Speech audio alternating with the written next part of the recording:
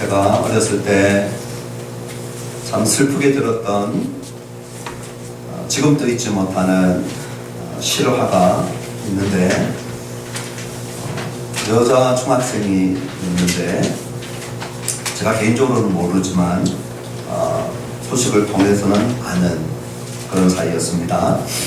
배가 아파서 병원에 갔다가 병원에서 준 약을 계속 먹는데 배가 계속 아픈 거예요. 그래서 이제 병원에서 준 약은 이 소화 계열, 소화가 잘 안 되는, 그래서 소화 계열의 약들을 계속 줬는데 그 약을 한 일주일 이상씩 먹어도 배가 낫지를 않는 가운데 갑자기 응급 상황이 생겨서 열어보니까 그냥 소화가 안 되는 정도가 아니고 굉장히 터져서 복막염이 되었는데, 그것이 이미 이 내장을 다 오염시키고 전이 되어져서 수술하다가 사망했어요. 그래서 그때 제가 그 소식을 듣고, 내가 직접적으로 아는 사람은 아니었지만 너무 슬프고 너무 안타깝고, 지금도 그 안타까움이 여전해요. 잘못 진단을 하면 치료를 할 수 없기 때문에 정확한 진단이 치료를 위하여서 얼마나 중요한 그러한 부분인가 하는 것을 생각나게 하는 그러한 일이었습니다. 오늘 복음을 전하려고 할 때 사도 바울이 지난주까지 로마서를 얘기하면서 복음, 기쁜 소식, 하나님의 의, 우리를 구원하는 능력 이야기를 한참 했습니다. 16절과 17절에 거쳐서 이 복음 이야기를 하면서 마치 이제부터 하나님의 의가 무엇인가 하는 것들을 장황하게 자세히 설명할 것처럼 해놓고는, 오늘 본문을 딱 열어보니까 18절에 하나님의 의 이야기는커녕 바울이 지금부터 본격적으로 쏟아내는 이야기는 하나님의 진노 이야기. 설교자들이 설교할 때 가장 힘들어하는 주제들 중에 하나가 뭐냐? 진노하시는 하나님, 화를 뿜어내시는 하나님. 그 화가 너무너무 무시무시해서 우리의 상상을 초월하는 그러한 분을 가지고 계시고 그것을 쏟아부으시고 실제로 실천에 옮기시는 하나님. 그러니 이 진노하시는 하나님을 설교할 때 목회자들의 마음속에, 설교자들의 마음속에 부담이 있어요. 이 설교를 듣고 누가 기쁘게, 누가 나에게 유익이 된다라고 생각하면서 들을 것인가, 이런 생각을 하면 하나님의 진노 이야기는 분명히 인기 있는 주제는 아닙니다. 그런데 왜 복음 이야기하면서, 하나님의 의 이야기하면서, 하나님의 구원 얘기하면서 바울이 제일 많이 그의 목소리를 크게 높여서 얘기하는 그 영역이 어디냐면 하나님의 진노에 대한 영역이었습니다. 바울이 18절에 하나님의 진노에 대한 이야기를 시작하는 데는 분명한 이유가 있는 것이죠. 이유는 뭡니까? 하나님의 진노를 우리가 잘못 진단하면 하나님의 구원을 바로 바라볼 수가 없고, 하나님의 진노에 대해서 우리가 바로 알지 못하면 복음이 무엇인지 바로 알 수 없기 때문에, 이 복음의 기쁜 소식, 구원의 기쁜 소식, 하나님의 의의 기쁜 소식은 그 배경 속에서 이해되는데, 그 배경이 하나님의 진노라고 하는 배경이라는 거예요. 마치 불치병 걸린 암 환자를 둔, 딸을 둔 부모의 마음속에 이 딸의 불치병에 대한 치료, 그 치료제가 나왔다라고 하는 이 소식이 가장 기쁜 소식이 되는 것은 누구일까요? 그 딸과 그 가족들이겠죠. 온 집안이 다 멀쩡하고 건강한 집안에 미국에서, 한국에서 한 의학팀이 이 암 치료제를 발견했습니다. 나쁜 소식은 아니죠. 좋은 소식이지만 그것이 우리로 하여금 피부에 와닿게 기쁘고 즐겁고 우리를 살리는 그런 소식까지는 되지 못하는 이유가 뭐냐? 나하고 별로 상관없어 보인다는 것이죠. 그런데 실제로 내 딸이 암으로 죽어가는데 치료제가 없는데, 이 치료제가 지금 발견되었다, 상품화되었다, 복용할 수 있다. 이것은 얼마나 기쁜 소식이 되는지 모릅니다. 복음에 대한 이야기를 이 배경 없이 그냥 들으면 복음은 나쁘지 않은 소식이네 라고 갈 수 있는데, 바울이 이 복음의 배경에 대하여서 이제 하나님의 진노 이야기로 시작을 하고 있는 것을 우리가 주목해야 하는 것이죠. 하나님의 진노, 이 진노가 왜 나타났는가? 하나님이 왜 진노하시는가? 이것을 알아야 이 진노의 대상이 누구고 이 진노가 무엇인 줄을 알 때, 그때 우리는 어떻게 이 진노에서 구원받고 이 진노에서 구원받는 것이 얼마나 기쁜 소식인가 하는 것을 알게 되는 것이죠.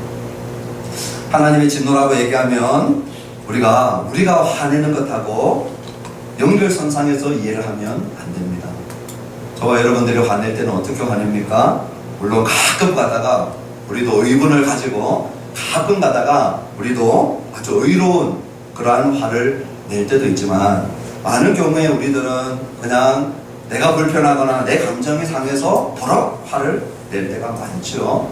그러니까 상당히 이 감정적이고 그리고 상당히 이 자기중심적인 그러한 사람들이 이 화를 버럭버럭 잘 낸단 말이죠. 그러니까 우리 하나님도 여기 화내는 거 보니까 하나님도 예민하시고 하나님도 엄청 자기중심적이시고 그리고 하나님도 감정적이시고, 우리가 화내는 수준의 그런 화를 낸다라고 생각한다면 하나님이 내시는 화는 그런 화가 아니라는 것입니다. 하나님은 절대 선하시고 절대 의로우신 분이기 때문에 선하지 않은 일로 그리고 하나님의 의를 훼손시키는 그러한 화를 낼 수는 없는 분이세요. 그럼 하나님이 내는 화는 뭡니까? 오늘 하나님이 왜 화를 내는 것이 우리에게 복음입니까? 이런 것이죠. 최근에 우리 텔레비전에 보면 과거에 성적인 죄를 범한 이 고위 관료들이 그때는 어떻게 잘 무마하고 넘어갔는데 지금 다시 거기에 대한 재판을 벌이면서 실제로 희생당하고 실제로 이 인격적인 대우를 받지 못하고 물품 처리되어졌던 피해자들은 그 피해에 대해서 아무런 보상과 의로운 판단도 받지 못하고, 그것이 정치력이든 재력이든 그러한 힘들을 이용해 가지고 한 인격을 짓밟은 그러한 죄악들이 그 당대에 판사들 앞에서 그 당대의 법원 앞에서 별 문제되지 않고 넘어갔단 말이죠. 그랬을 때에 불의에 대하여서 진노하지 못하는 그러한 권력, 불의에 대해서 진노하지 못하는 그러한 사법 권력, 이런 것들이야말로 정말 우리를 슬프게 하는 것이죠. 언젠가도 한번 얘기했지만 초등학교 여학생이 성적으로 유린당하고 난 다음에 수십 번에 걸쳐서 재활수술을 해야 됩니다. 그 가해자가 이제 곧 이 감옥에서 연수를 다 채우고 나온다고 하는 것이죠. 그런데 그때 그에게 주어졌던 형량은 그 피해에 대한 내용들을 볼 때에, 물론 이 재판하는 내용들은 다른 부분들이 있겠지만 제가 알기로는 10몇 년 이 형을 받고 살았던 걸로 알고 있는데, 우리가 만약에 그런 부분들을 좀 가정을 해서 그 사람이 한 2, 3년 살다가 나왔다 그랬을 때 그 재판에 대해서 분노하는 것이 옳을까요? 분노하지 않는 것이 옳을까요? 불의한 일을 보고 분노하지 않는 것이, 그것이 잘못된 일이요, 그것이 슬픈 일이에요. 잘못된 것들을 보고 의분을 내야 할 자가 의분을 내는 것이야말로 얼마나 합당한 것인지 모르죠. 그러니 하나님의 진노는 그런 것이라는 거예요. 하나님은 아무 곳에서나 아무에게나 진노하는 것이 아니고요. 오늘 18절 보십시오. 같이 한번 읽어보십시다. 오늘 18절부터 32절 중에 가장 중요한 구절이 이 18절입니다. 이 18절을 잘 이해하면 오늘 내용들은 다 이해할 수 있습니다. 그래서 18절을 다시 한번 읽었으면 좋겠습니다. 하나님의 진노가 불의로 진리를 막는 사람들의 모든 경건하지 않음과 불의에 대하여 하늘로부터 나타나느니, 하나님의 진노는 아무에게나 쏟아지는 것이 아니고요, 경건하지 않음과 불의에 대하여서 쏟아진다고 했습니다.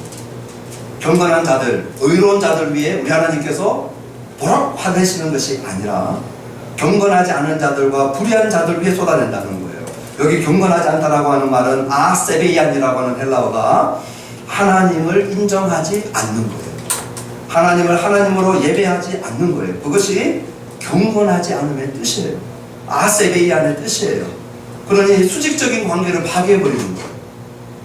하나님을 향하여서 하나님 대접하지 않는 거죠. 예배하지 않는 거죠. 인정하지 않는 거예요.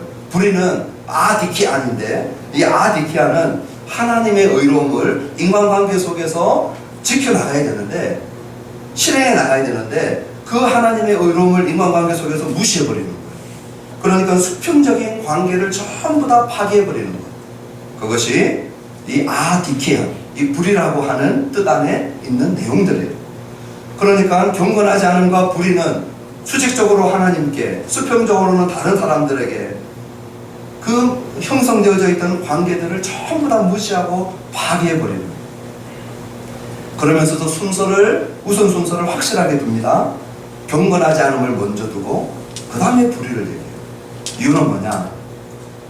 하나님과의 수직적인 관계가 제일 우선되기 때문에, 하나님의 수직적인 관계가 파괴되면은 이 수평적인 관계의 부작용들이 반드시 올 수밖에 없기 때문에 이 우선순위가 먼저 이야기되어진 것입니다. 그러므로 하나님의 진노는 아무한테나 쏟아지는 것이 아니고, 이렇게 하나님도 무시하고 그리고 사람도 무시하고 경건하지 않음과 불의, 그 위에 하나님의 의로운 의군이 쏟아진다는 거예요.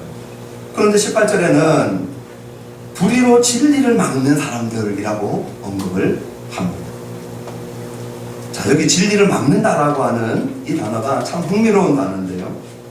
이 카테코라고 하는 단어인데, 이게 뭐냐면 우리가 박스 안에 무엇인가 있는데 이게 자꾸 삐져나와요.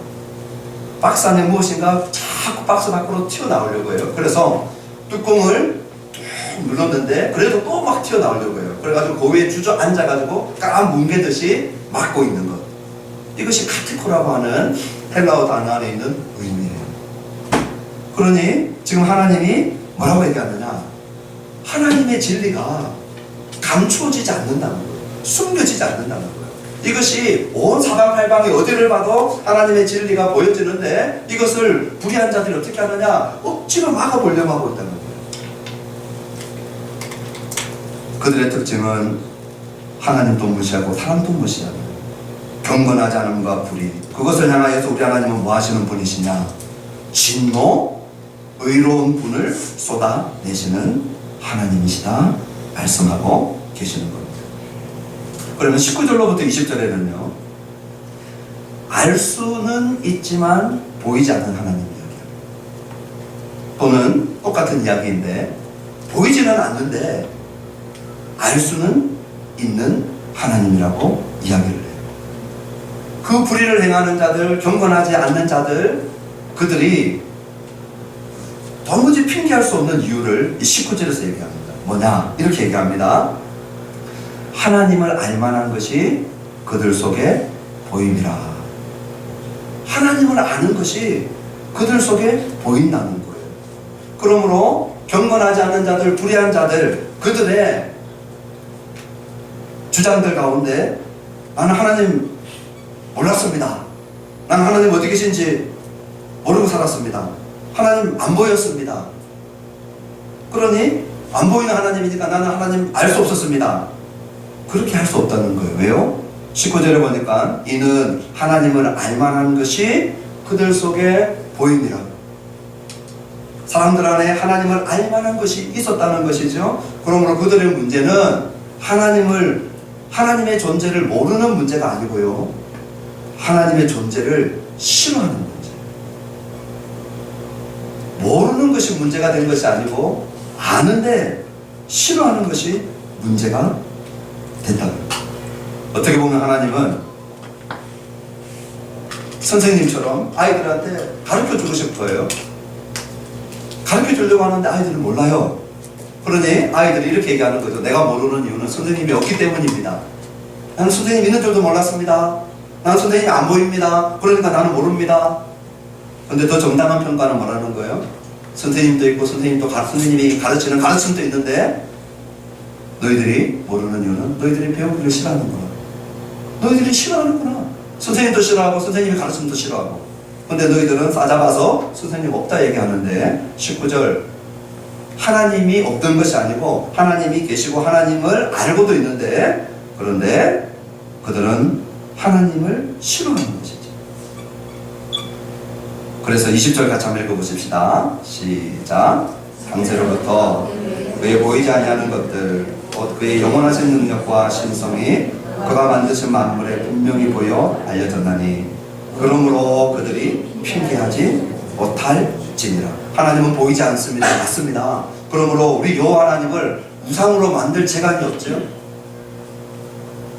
그래서 우리 하나님을 향하여 우상 숭배 해서도 안 되고, 하나님은 보이지 않아요. 조금 어려운 말로 하면 하나님은 불가시성이죠. 불가시성. 하나님 볼 수 없어요. 그런데 불가시적인 하나님은 알 수 없는 하나님이 아니라는 거예요. 불가시성, 불가지론적인 하나님은 아니라는 거예요. 내 눈에 안 보인다고 내가 알 수 없다라고 할 수 없다는 거예요. 눈에 보이지 않는 것은 맞지만 우리 하나님을 알 수 있는 길들이 있는데, 오늘 여기 20절에 보니까 하나님이 만드신 만물에 분명히 보여졌다는 거예요. 사람 안에도 만물 안에도 하나님은 보이지는 않지만 그 보이지 않는 하나님을 알 수 있게끔 우리 하나님께서 분명히 드러내셨다는 거예요. 어떻게 드러내셨느냐? 그의 영원하신 능력과 신성으로 드러내셨다는 거예요. 나야가라 폭포를 보면서, 알프스의 산맥을 보면서, 아름다운 산들과 바다와 강들과 꽃들을 보면서, 하늘의 별들을 보면서, 바다 깊은 곳의 신비한 생물체를 보면서, 하나님이 만들어 놓으신 이 피조세계를 보면서 부인할 수 없는 것이 하나 있는데, 그것이 뭐냐? 이것을 만드신 창조자가 있구나. 그 하나님은 엄청난 능력을 가지고 계시고 그분의 신성이 이 피조세계 안에 있구나. 그 만드신 창조자에 대한 능력과 신성에 대해서는 알 수 있다는 거예요. 물론 이 말씀은 하나님의 속성과 성품을 전부 다 드러냈다. 하나님은 은혜의 하나님, 사랑의 하나님, 그 하나님의 속성까지도 우리들에게 다 보여줬다. 그 얘기하는 건 아닙니다. 무슨 얘기하는 것입니까? 우리가 속속들이 하나님의 속성까지는 다 알지 못한다 할지라도 하나님이 만들어 놓으신 피조세계를 보면서 창조자가 없구나, 창조자를 모른다 라고 할 수 없게끔 하셨기 때문에, 그러므로 그들이 핑계하지 못할지다. 하나님 몰라요. 핑계할 수 없다는 것입니다. 핑계가 변명거리가 되지 못하는 이유는 그 하나님의 능력과 신성이 그의 만드신 만물에 분명히 보여 알려졌기 때문입니다. 그러므로 모르는 것이 문제가 아니고요, 하나님을 싫어하는 것이 문제라는 거예요. 자, 하나님을 아는 사람들이 잘못된 반응을 하고 있는 모습이 21절부터 23절까지입니다. 어떤 잘못된 반응을 하는가? 우리 21절부터 23절 같이 한번 읽어보시겠습니다. 시작. 하나님을 알되 하나님을 영화롭게도 아니하며 감사하지도 아니하고 오히려 그의 생각이 허망하여지며 미련한 마음이 어두워졌나니 스스로 지혜 있다 하나 어리석게 되어 썩어지지 아니하는 하나님의 영광을 썩어질 사람과 새와 짐승과 기어다니는 동물 모양의 우상으로 바꾸었느니라. 하나님을 알기는 아는데 하나님을 싫어하니까 그들이 어떤 반응을 하고 있느냐? 상당히 적극적으로 반응을 하는 게 있어요. 뭐냐? 절대 그 하나님 앞에 감사하지 않는 거예요. 절대 그 하나님을 영화롭게 하지 않는 거예요. 아주 능동적으로, 누가 시키지도 않았는데 스스로 하나님을 영화롭게도 하지 않고 감사하지도 않는 거예요.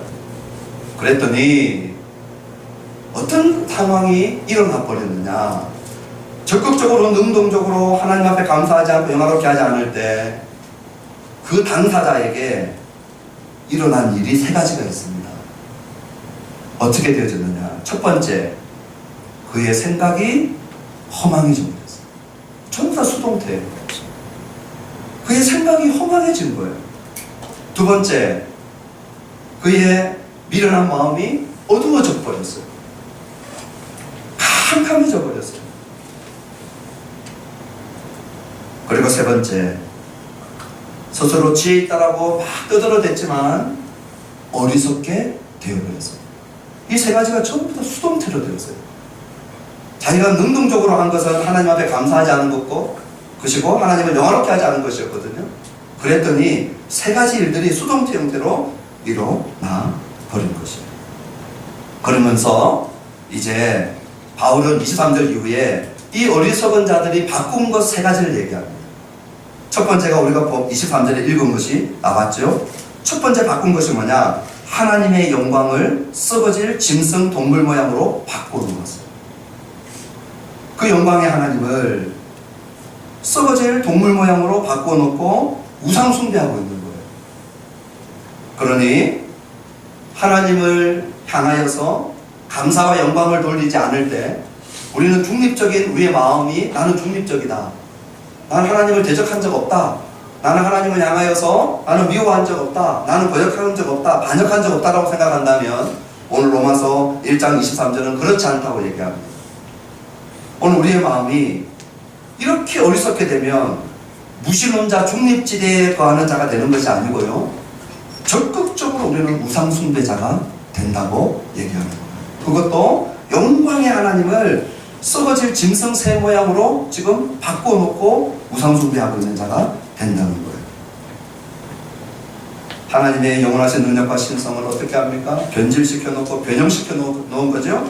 그것도 엄청 이 하단계로. 오늘 23절의 말씀은요, 오늘 예배하는 우리들을 정신 차리게 하는 말씀이에요. 무슨 말씀입니까? 나는 내 삶 속에 최고의 중심이 하나님이고 하나님을 내 마음과 내 인생의 제일 중앙부에 두고 마치 행성들이 태양 주위를 돌듯이 태양이 중심이 되고 태양을 중심으로 행성들이 막 돌아가듯이 내 삶의 중심은 하나님이고 나의 삶의 모든 능력들은 이 하나님 중심으로 돌아갑니다. 이렇게 살아가야 되는데 나는 그렇게 살고 있지 못할 때 우리가 이렇게 얘기하는 것이죠. 비록 내가 하나님을 중심에는 두고 있지 않지만 나는 하나님을 외면하거나 나는 하나님을 무시한 적이 없습니다 라고 생각을 한다면, 나는 내 신앙생활에서 적극적으로 하나님을 중심에 두고 살지는 않지만 나는 적극적으로 하나님을 반대하지도 않습니다 라고 위로하고 살아간다면, 오늘 23절은 뭐라고 얘기하냐면 나의 신앙의 중심부에 하나님이 안 계신 그 자리는 비어있는 자리가 아니라는 거예요. 중립적인 자리가 아니라는 거예요. 회색지대가 아니라는 거예요. 그 자리는 시꺼멓고 그 자리는 새와 짐승들이 기어다니고 그 자리는 우리의 마음속에 하나님보다 훨씬 중요한 그 어떤 것들이 자리 잡았는데, 그것이 무엇이 되든지 영광의 하나님하고 비교해 볼 때 비교할 수 없는 우상과 같은 것들이 내 마음속에 들어와서 우리를 꽉 채우고 있다는 거예요. 우리에게 어려운 것은 뭡니까? 차라리 쥐나 뱀이나 곰이나 호랑이나 이런 짐승 모양으로 우상을 섬겼으면 좋겠는데 저와 여러분들은 그 정도의 하단계 우상을 안 섬기거든요. 그런데도 내 마음속에 하나님보다 내 여자친구, 하나님보다 내 남자친구, 하나님보다 내 자녀, 하나님보다 내 부모, 하나님보다 내 형제 자매들, 하나님보다 내 사업, 하나님보다 심지어는 목회자에게는 내 교회, 하나님보다 훨씬 내 생각을 더 많이 사로잡고 있는 것, 그것이 보기에 그렇게 나빠 보이지 않는 것. 그런데 눈만 뜨면 하나님 생각이 아니고 하나님 중심이 아니고 자신이 제일 잘 알잖아요. 눈 뜨면 내 중심을 꽉 차지하고 있는 것. 우상 숭배다, 그렇게 얘기하고 있어요. 그것이 첫 번째 어리석은 자들이 바꾼 거예요. 영광의 하나님을 짐승과 하나님하고 비교할 수 없는 것들로 우상 숭배를 바꾸는 거예요. 두 번째 바꾼 것이 25절에 나옵니다. 우리 25절 한번 읽어보십시다. 시작. 이는 그들이 하나님의 진리를 거짓으로 바꾸어 피조물을 조물조보다 더 경배하고 섬김이라. 주는 곧 영원히 찬송할 이시로다. 아멘. 두 번째 어떻게 바꾸어 놓았느냐? 하나님의 진리를 거짓으로 바꾸어 버려요. 그러니 피조물을 조물조보다, 우리 창조주 하나님보다 더 경배하고 섬기고 있는 모양으로 살아가고 있는 것이죠. 자, 이 생각을 하면 끔찍한 거예요. 그렇죠? 우리가 공문서에 손대도 큰 죄입니다. 그래서 공무원들이나 이 문서를 만지는 사람들은 문서를 조작하게 되면 그 조작 내용에 따라서 이 처벌을 받죠. 가중처벌을 받기도 하고. 그런데 이 어리석은 자들이 어떻게 하는 거예요? 하나님의 진리에 손을 대는 거예요. 그래서 하나님의 진리를 거짓 것으로 바꾸어 놓고 피조물을, 하나님이 만들어 놓은 저 피조물을 반드시 창조주 하나님보다 더 경배하고 더 섬기고 있는 거예요. 이 어리석은 자들이 바꾸어 놓은 것 두 번째죠. 세 번째, 어리석은 자들이 바꾸어 놓은 것이 무엇인가? 26절 보십시다. 같이 한번 읽어보십니다. 시작. 이 때문에 하나님께서 그들을 부끄러운 욕심에 내버려 두셨으니 곧 그들의 여자들도 순리대로 쓸 것을 바꾸어 영리로 쓰며 27절까지 그와 같이 남자들도 순리대로 여자 쓰기를 버리고 서로 향하여 그 음욕이 부릴 듯 하며 남자가 남자와 더불어 부끄러운 일을 행하여 그들의 그릇 때문에 상당한 보응을 그들 자신이 받았느니라. 세 번째, 이 어리석게 되어진 자가, 어리석은 자들이 바꿔놓은 것이 뭐냐? 순리대로 써야 될 것을 영리로 바꿔놓았어요. 여기 나와 있는 순리대로 쓴다라고 하는 것은 자연스러운 거예요. 하나님께서 만들어 놓은 창조의 원리가 자연스러운 거예요. 하나님이 만들어 놓으신 창조의 원리를 우리가 변형시키면 그냥 단순히 일부분이 변형되는 것이 아니라 거기서 변형되어서 나오는 부작용들은 우리가 상상하지 못할 끔찍한 파괴적인 부작용들이 반드시 오게 되어 있어요. 그런데 사람들은 이것을 바꾸어 놓는 거예요. 그래서 하나님이 처음에 우리를 창조하실 때 남자와 여자로 창조하시고 그리고 남자와 여자가 결혼하도록 그렇게 창조해 놓았어요. 그런데 사람들이 바꾸어 놓은 거예요. 어떻게 바꾸어 놓았느냐? 남자가 남자를 그리고 여자가 여자를 향하여서 음욕이 부릴 듯 하게끔 지금 이런 일들을 하고 있는, 지금 얘기하고 있는 동성애, 이것을 실천하고 있는 자들을 향하여서 얘기하고 있는 것이죠. 오늘 이 시대는 이제 동성애 얘기도 마음대로 못하는 시대가 되어버렸어요. 그리고 유럽은 이 동성애에 대하여서 이거는 영리다라고 얘기하면요 잡혀갑니다. 인권에 대한 모독이다. 약자에 대한 인권에 대한 침해다. 그래서 이걸 설교하지 못하게 해놨어요. 이 얘기할 때 고작할 수 있는 게 뭐냐? 내가 생각하고 내가 믿기로는 이 전제를 붙이도록 하는 거예요. 하나님이 지금 동성애에 대한 이야기를 하면서 우리 한국 사회 안에서도 뜨거운 이슈가 되어져 버렸죠. 이미 초등학교, 중고등학교 할 것 없이 연예인들 가운데 커밍아웃 해 나오는 사람들이 있고 그리고 이러한 부분들 때문에 인권에 대한 문제 많은 일들을 얘기하고 있어요. 오늘 이 시간에 동성애에 대해서 얘기할 수 있는 부분들은 아니지만 그러나 우리가 명확하게 해야 될 것이 한두 가지가 있어요. 그것은 뭐냐? 성경은 동성애에 대하여서 어떻게 얘기하고 있는가? 자연스럽지 않다라고 얘기하고 있어요. 오늘 이 문맥은 어떤 문맥이냐? 하나님의 진노의 대상에 대한 이야기를 하고 있는 문맥에서 말씀하고 있어요.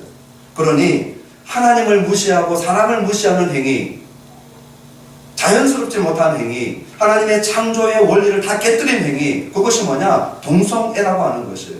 그러므로 동성애는 불의한 것이고 경건하지 않은 것이고 죄이고 그리고 하나님의 진노의 대상에 해당되는 것이라는 거예요. 여기에 있어서는 우리는 타협도 양보도 없어야 됩니다.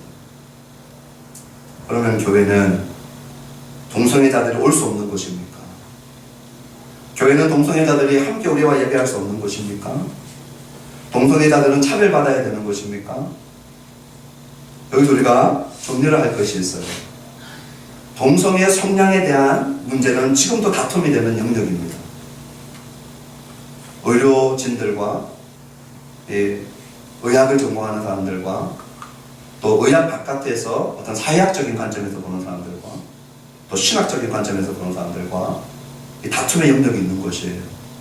정말 동성애적인 성향을 가진 자들이 있는가? 태어날 때부터 동성애 자들이 있는가? 그것이 그 사람의 DNA 안에 있어서 그가 자기를 동성애자로 실제로 처음 태어날 때부터 그렇게 느끼는 것인가? 아니면 외부에서 영향을 받은 것인가? 부천적인 것인가? 선천적인 것인가? 아직도 다툼이 있는 영역이라고 생각을 합니다. 성경이 제일 관심을 가지고 얘기하고 있는 영역은 그 사람이 동성애적인 성향을 갖고 있느냐 없느냐가 아니라는 것이에요. 오늘 성경이 얘기하고 있는 영역은 뭡니까? 남자가 남자 쓰는 것을 버리고, 여자가 여자 쓰기를 버리고, 이거는 남자가 자연스럽게 남자를, 여자가 자연스럽게 여자를 취하고 있는 이 영리를 행하고 있는 모습, 실천적인 동성애자에 대한 이야기입니다.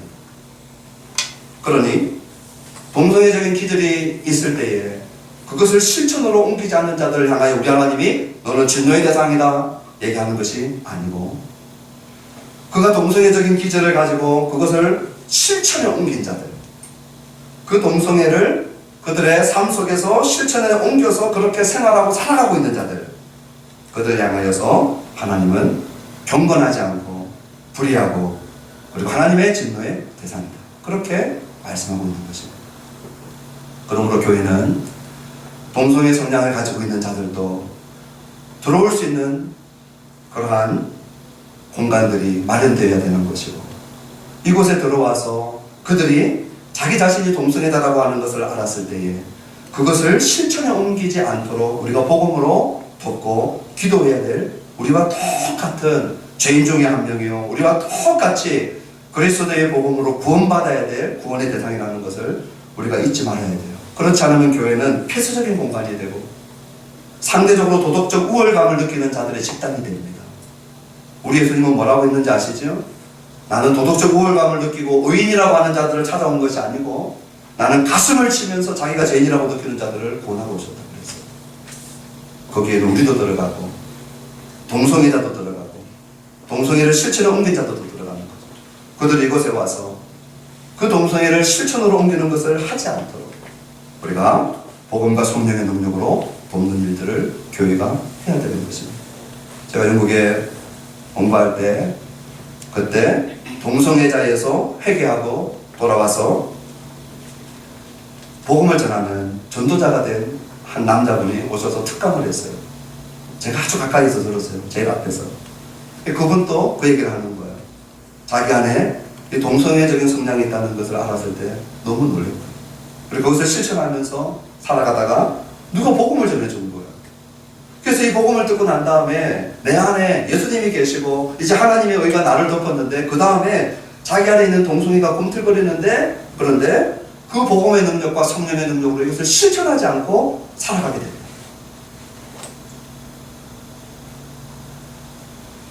중세 신학자 중에 이런 얘기를 한 사람이 있어요. 우리 위에 새가 지나가는 것은 어쩔 수 없지만 새가 우리 머리에 둥지를 틀지 못하게 하는 것은 우리가 해야 됩니다. 동성애 말고 우리 신자들도, 저와 여러분들도 우리 안에 죄악된 생각들과 이 죄에 오염된 근성들이 불쑥불쑥 나올 때 있어요, 없어요? 있죠. 우리도 안에 이 죄성들이 우글거릴 때가 있잖아요. 없습니까? 전혀 없는 것처럼 표정을 짓고 계시는데, 네. 우리 안에 다 똑같죠. 그런데 복음의 능력이, 성령의 능력이 우리 안에 있는 이 악하고 끔찍한 생각들을 실천에 옮기지 못하도록 우리를 붙드시고 우리를 새롭게 하시고 우리를 정화시키고 우리를 회개시키는 역사들이 있기 때문에 우리가 생각하는 대로 우리가 살지 않잖아요. 그 동성애자들에게도 그것이 얼마든지 가능하다는 거예요. 제가 그 간증을 직접 듣고, 그리고 동성애에서 회심한 많은 자들이 동성애의 실천을 끊고 비록 동성애적 성향이 있다 할지라도 건강하게 살아가는 모습들을 보게 됩니다. 절대 동성애와 그 실천은 순리적인 것, 자연스러운 것, 하나님께서 창조한 원리가 아니라는 것, 여기에 대해서만큼은 양보가 없다는 것을 우리가 다시 한번 기억했으면 좋겠어요. 그러면서 동시에 교회가 그들을 어떻게 바라볼 것인가, 어떻게 도울 수 있는 것인가, 함께 우리가 고민하는 그러한 교회가 되어지면 좋겠습니다. 자, 그랬을 때에 여기에서 우리 하나님께서 어떻게 반응하고 있는가, 끝까지 영리로 쓸 것을 굽히지 않고 끝까지 하나님의 원리를 거스리고 끝까지 돌이키지 않는 자들을 향하여서 우리 하나님께서는 어떻게 하시는가, 오늘 우리 하나님이 그들을 대하여서 세 가지로 반응하는 걸 보게 됩니다. 자, 제일 먼저 하나님께서 그들을 어떻게 하시는가, 내버려 두십니다. 내버려 두십니다. 우리 함께 보실 텐데요.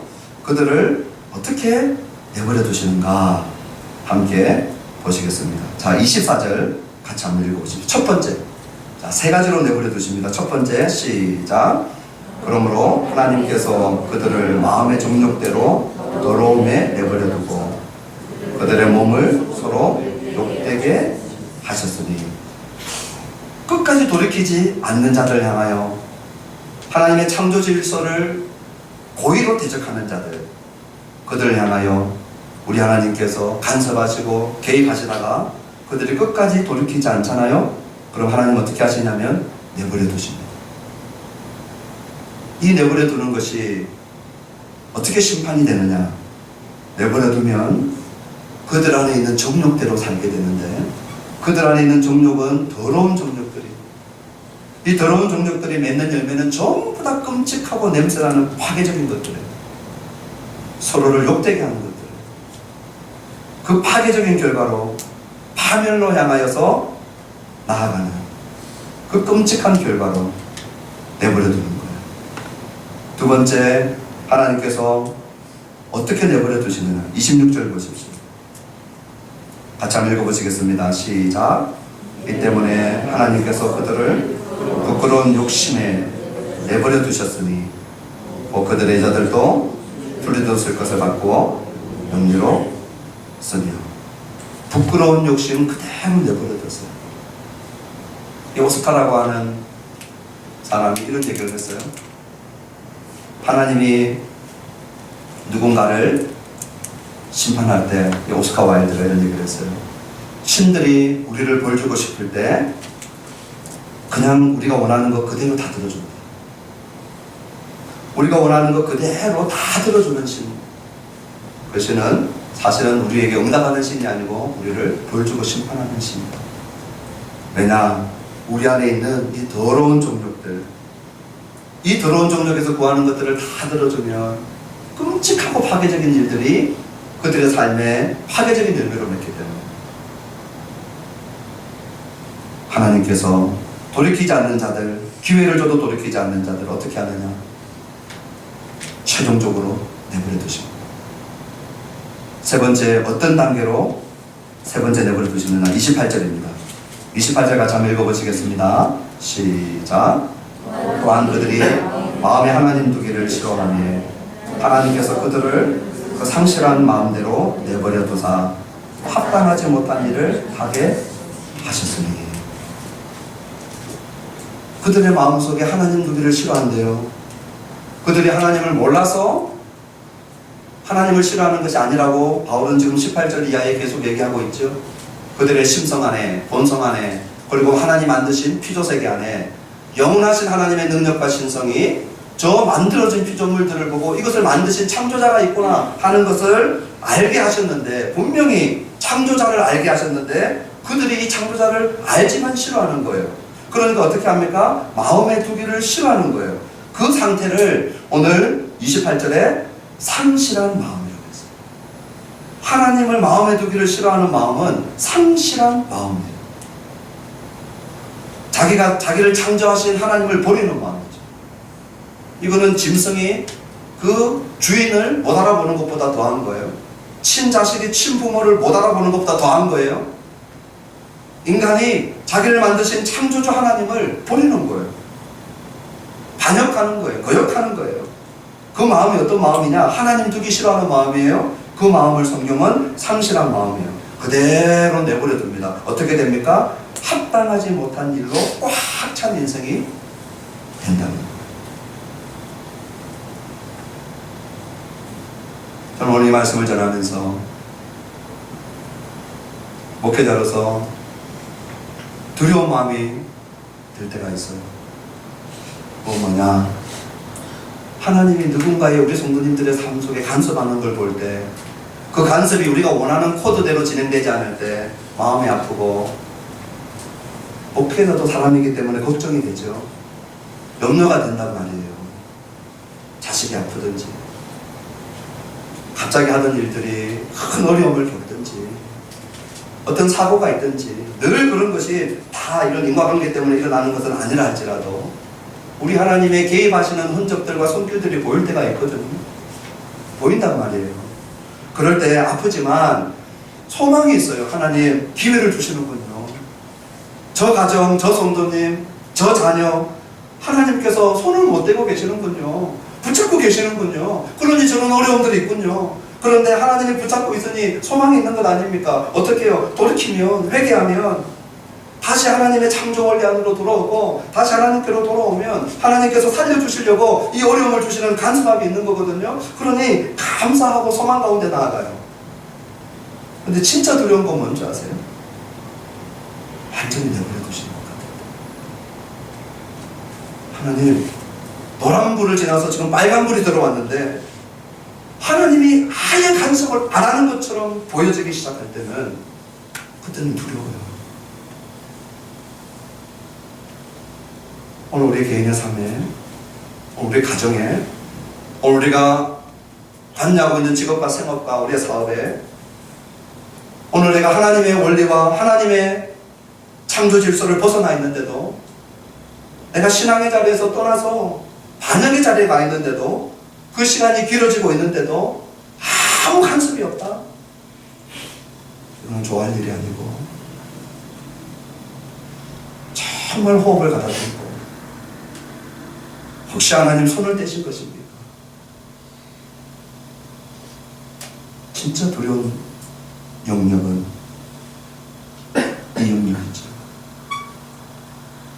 하나님, 우리 하늘나무교회 성도님들 오늘 이 시간 예배드리는 여기 한 사람 한 사람의 삶 속에 우리 아버지의 손을 떼시지 않는 은혜가 있기를 간절히 소원합니다.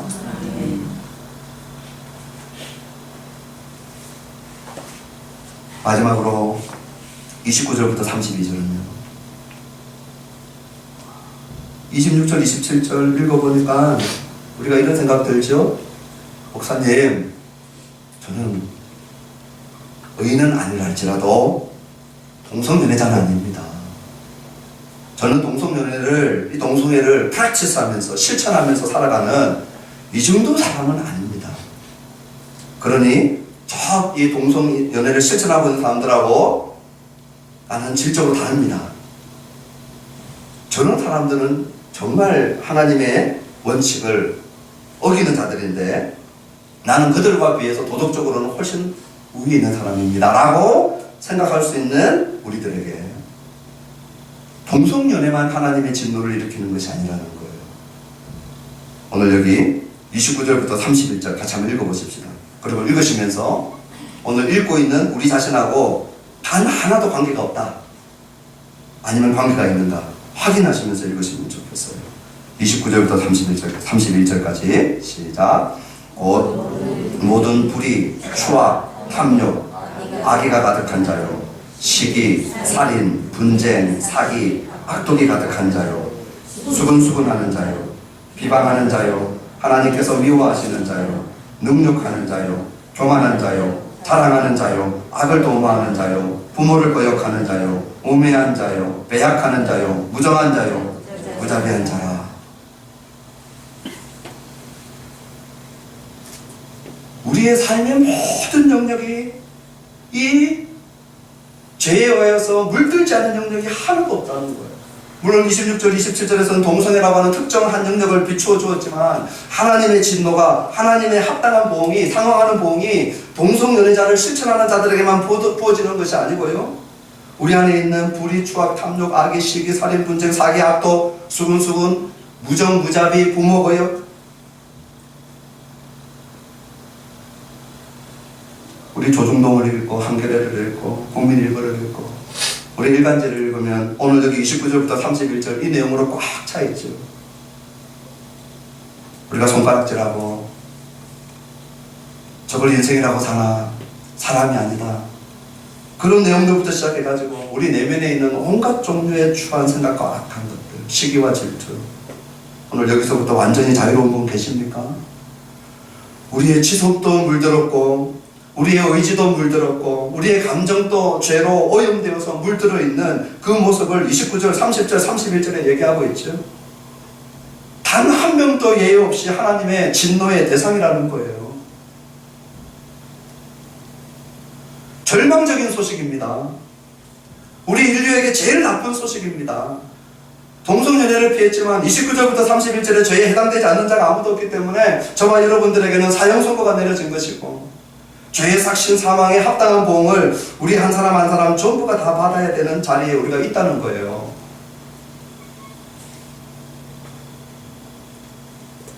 그런데 이런 끔찍한 얘기를 하는 바울이 갑자기 찬양이 뜯어나와요. 25절 끝에 보니까 갑자기 찬양을 해버립니다. 주는 곧 영원히 찬송할 이시로다. 이거요 되게 주책 없는 짓이에요. 바울이요 지금 찬양할 때가 아닌데 찬양하는 거고 똑같아요. 누가 대표기도 하다가 갑자기 찬양하면 어색하잖아요. 목사가 지금 찬양할 때가 아닌데 갑자기 촉송을 하고 있다? 이거 되게 어색한 일이거든요. 지금 바울이 로마서 1장을 쭉 얘기해 나가면서 우리가 얼마나 하나님 앞에 진노의 자녀가 얘기하다가 갑자기 찬양하는 이유가 뭔지 아세요? 이 죄에 자기 자신이 해당된다는 것을 알고 있는 거예요. 이 죄로부터 자기도 진노의 대상이라고 하는 것을 알고 있는 거죠. 이 끔찍한 죄가 자기 것이라고 하는 것을 알고 있는데, 그런데 이 18절부터 32절을 읽고 있는 이것을 보게 하는 안경이 있는데 그 안경이 뭐냐? 16절과 17절이었던 거예요. 그 바울은 16절과 17절의 안경을 가지고 보니까 이런 나를 하나님께서 구원하시는 이 복음의 능력, 의가 하나도 없는 나, 하나님이 요구하시는 의를 충족시킬 수 없는 나, 그런데 복음에는 이 하나님의 의가 나타나서 믿는 자마다 살게 하시는 이 하나님의 복음에 나타난 구원하는 능력을 생각하니까, 이 복음을 생각하니까 뭐 할 수밖에 없어요? 중간에 주책맞게 찬양하지 않을 수 없게 된 거예요. 할렐루야. 이 하나님의 구원하시는 능력, 이 복음, 이 하나님의 의, 이거 생각하니까 바울은 갑자기 주책맞게 찬양할 수밖에 없는 사람으로 살아갑니다. 32절 보십시오. 악을 정당화시키는 모습입니다. 우리 같이 한번 읽어보십시다. 시작. 그들이 이 같은 일을 행하는 자는 사형에 해당한다고 하나님께서 정하심을 알고도 자기들만 행할 뿐만 아니라 또한 그런 일을 행하는 자들을 옳다 하느니라. 저는 이 말씀을 읽으면서 아담과 하와 생각이 자꾸 났어요. 선악을 알게 하는 나무를 먹으면 반드시 죽는다. 정령 죽는다. 그런데 그것을 알았어요? 몰랐어요? 알았어요. 직접 들었어요. 그런데 어떻게 합니까? 무시하죠. 반역하죠. 그 말씀 하나님도 안 좋아하고 말씀하신 그 내용도 안 좋아해요. 몰라서 선악을 알게 하는 나무를 따먹은 게 아니에요. 분명히 듣고 전에 듣고 알았어요. 그런데 어떻게 합니까? 결국은 하나님을 반역합니다. 그 대가가 죽음이라는 것을 알아요. 사형에 해당되는 거 알아요. 그런데 하와가 자기 혼자만 먹고 끝냈느냐? 누구한테 줬습니까? 남편한테 줄 걸 줘야지. 우리 아내 되시는 성도님들은 좋은 걸 주셨으면 좋겠어요. 이 먹고 죽는 아담에게 건네고, 그렇죠? 자기만 행할 뿐만 아니라 또한 그런 일을 행하는 자들을 옳다 하느니라. 더 많은 일들을 하나님을 거역하는, 더 많은 이들에게 하나님 거역하는 일들을 해서 어떻게 하는 거예요? 하나님의 기준, 하나님의 창조를 이를 무디게 만들어요. 그것을 반대하는 여론을 만들어요. 법을 만들어요. 그래서 하나님이 잘못됐다는 것을 자기들이 옳다라고 변형시키고 자기들의 죄책감을 감소시키고 동감하게 만들고. 아담과 하와만 그랬습니까? 에덴 동산 밖에서 태어난 모든 인류, 여기 앉아있는 우리들까지 전부 다 32절의 모습으로 살아왔던 것이죠. 하나님도 알고 심판에 대한 지식이 있음에도 불구하고 악행이 사형에 해당한다는 것을 알면서도 자기가 계속할 뿐만 아니라 그런 일을 하는 자들을 옳다고 여기는 하나님의 진노 아래 있는 자들의 모습으로 끝이 납니다. 이제 말씀을 맺으려고 합니다.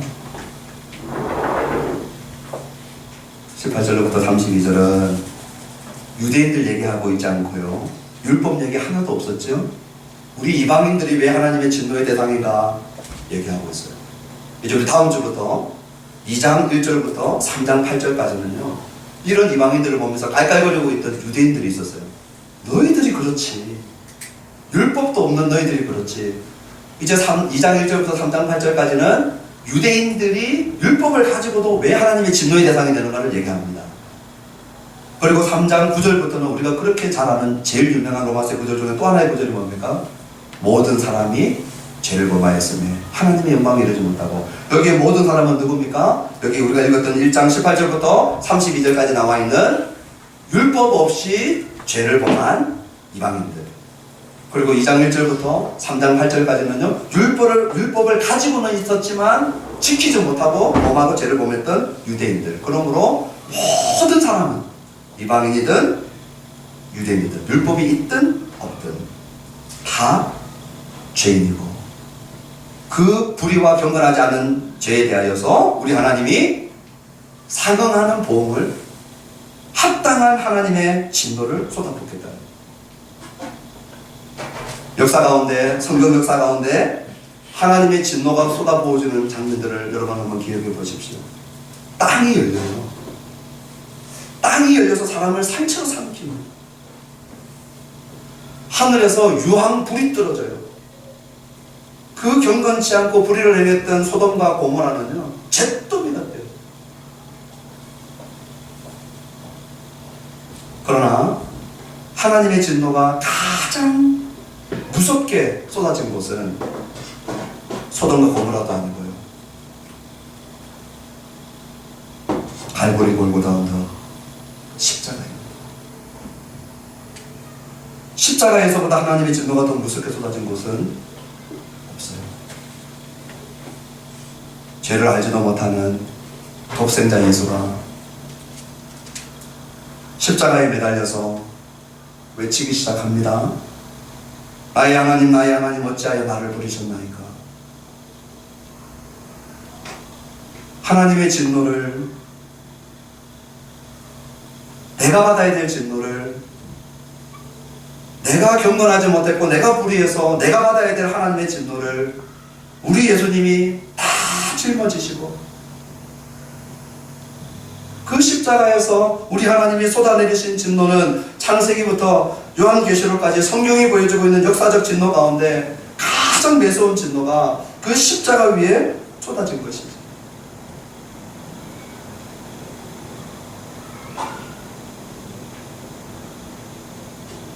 하나님의 진노가 예수께 쏟아질 때 하나님의 사랑과 은혜가 우리들에게 쏟아지는 그 장소 또한 십자가입니다. 그래서 오늘 이 십자가의 은혜를 붙들고 있는 자들은 하나님의 진노로부터 우리가 공포스럽게 하나님의 진노를 바라보지 않아도 돼요. 예수 그리스도의 구속의 은혜가 오늘 나의 주님이 우리 주 예수 그리스도이신 것을 믿는 자들은 이 하나님의 진노에, 이 하나님의 무서운 진노로부터 우리가 공포스럽게 그 앞에 들지 않아도 됩니다. 그런데 예수님의 대속의 은혜가, 그 예수님의 대속의 죽음이 나를 위한 죽음이라고 받지 않는 자들은 오늘 이 하나님의 진노는 여전히 믿지 않는 자들 머리 위에 머물러 있다 라고 요한복음 3장에서 얘기하고 있는 것입니다. 그러면 오늘 우리는 왜 이곳에서, 이 자리에서 이 말씀을 들어야 할까요? 하나님은 우리를 진노하시려고, 하나님은 우리를 진노하기를 너무 좋아하셔서 고소해하시고, 하나님은 우리에게 학대하시면서 쾌감을 느끼시는 그러한 정신질환을 갖고 계시는 하나님이 아니시잖아요. 하나님 우리 학대하고 싶어서 어쩔 줄 몰라 하시는 하나님이 아니시잖아요. 그럼 왜 이 하나님의 진노를 우리한테 얘기하실까요? 하나님의 진노의 대상으로 머물러 있지 말고 하나님의 진노의 대상에서 구원받으라고, 하나님이 우리를 진노에서 건져주시려고 우리에게 이 말씀을 하시는 겁니다. 누구든지 이 복음을 믿는 자들에게 하나님은 그 복음이 그들에게 구원하는 능력이 되신다고 말씀하셨어요. 오늘 이 자리에 앉아 계신 분들은 이 하나님의 은혜의 복음을 아멘으로, 믿음으로 받아들이고 영접하는 역사가 있게 되기를 주님의 이름으로 축원합니다. 그리고 두 번째, 우리도 잠재적인 우상 숭배자인 것을 꼭 기억합시다.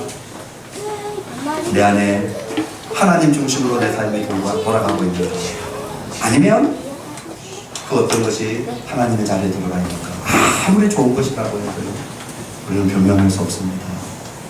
우리 신자들 안에 꽤 괜찮아 보이는 것들이 내 마음속에 꽉 차 있는 것, 이것은 잠재적 우상 덩어리들이에요.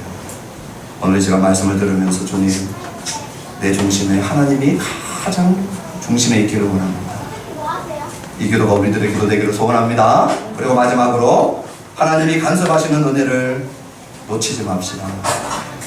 우리 자녀들이 잘못된 길로 가면 부모가 간섭합니다. 자녀들 되게 싫어해요. 우리 아이들도 싫어합니다. 근데 진짜 사랑하기 때문에 간섭하지 않을 수 없어요. 그래서 말로 하고, 때로는 훈계하고, 때로는 초단하죠. 그렇게 간섭하는 것이에요.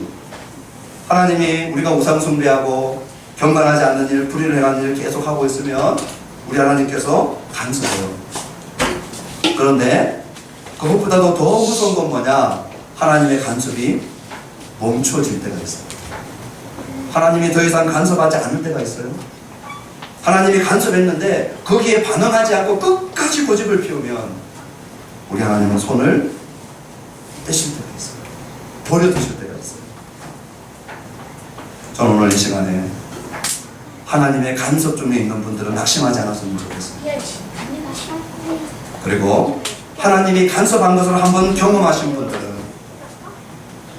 우리 하나님이 우상 숭배와 우리 하나님이 하나님의 창조를 이루어기는 것을 얼마나 싫어하시는 것을 알고 이것을 작은 일로 여기지 않냐. 하나님의 간섭이 오늘 우리를 끝까지 붙들고 가더라. 하나님 우리를 손놓는 일이 없더라. 우리가 먼저 십자가 앞으로 나아가고, 우리가 먼저 빈손 들고 십자가 공로 붙들고, 우리가 먼저 예수님을 나의 구주로 모시고, 우리가 먼저 예수님을 매일매일의 주님으로 모시고 살아가는 주님의 은혜를, 간섭의 은혜를 놓치지 않는 은혜가 있게 되기를 주님의 이름으로 축원합니다. 우리 시간 바로 우리 성찬으로 이어졌으면 좋겠습니다. 우리 반주 들으면서 이 시간에 우리 성찬에 동참하실 텐데요. 우리 반주 들으면서 같이 한번 기도하시면서 성찬을 준비하실 텐데, 우리 이렇게 기도합시다. 경건하지 않음과 불의, 하나님의 진노의 대상이 됩니다. 하나님의 진노가 사실입니다. 무섭습니다. 그런데 오늘 우리를 구원하기를 원하십니다. 오늘 우리 성찬에 참여하는 것은 십자가에서 우리 예수님께서 그 몸을 찢으시고 피 흘려주신, 나를 대신하여 하나님의 진노가 되신 것을 기념하는 것입니다. 그래서 진노의 대상인 내가 구원받은 것을 기념하는 것입니다. 오늘 주신 말씀을 기억하면서 믿음으로 이 성찬에 동참합니다. 주님, 간섭하는 은혜를 놓치지 않게 하십시오. 이렇게 기도하시겠습니다.